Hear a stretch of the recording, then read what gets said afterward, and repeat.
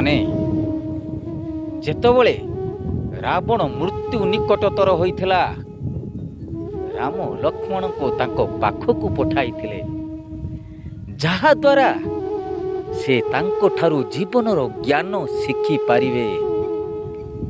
ସେହି ସମୟରେ ରାବଣ ଲକ୍ଷ୍ମଣଙ୍କୁ ଜୀବନର 3ଟି ତିକ୍ତ ସତ୍ୟ କହିଥିଲେ।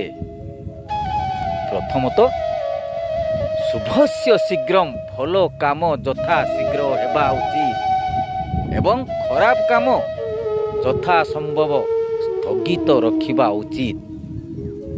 ମୁଁ ରାମଙ୍କୁ ଚିହ୍ନିବା ଏବଂ ସଠିକ୍ ନିଷ୍ପତ୍ତି ନେବାର ବିଳମ୍ବ କରିଥିଲି, ସେଥିପାଇଁ ମୋତେ ଏହି ପରିଣାମ ଭୋଗିବାକୁ ପଡ଼ିଲା। ଆଉ ଦ୍ୱିତୀୟତଃ, ଶତ୍ରୁକୁ କେବେ ହେୟ ମନେ କର ନାହିଁ। ମୁଁ ବାନର ଏବଂ ଭାଲୁକୁ ଦୁର୍ବଳ ଏବଂ ମୂଲ୍ୟହୀନ ବୋଲି ଭାବୁଥିଲି, କିନ୍ତୁ ସେମାନେ ମୋର ବିଶାଳ ସେନାକୁ ପରାସ୍ତ କରିଥିଲେ। ଆଉ ତୃତୀୟତଃ, ତୁମର ଗୁପ୍ତ କଥା କାହାକୁ କୁହ ନାହିଁ। ମୋ ମୃତ୍ୟୁର ଗୁପ୍ତ କଥା ମୋ ଭାଇ ବିଭୀଷଣ ଲୁଚାଇ ରଖିଥିଲେ। ଯଦି ସେ ସେହି ଗୁପ୍ତ କଥା ଜାଣି ନଥାନ୍ତେ, ତେବେ ହୁଏତ ଆଜି ମଧ୍ୟ ମୋତେ ପରାସ୍ତ କରିବା କଷ୍ଟକର ହୋଇଥାନ୍ତା।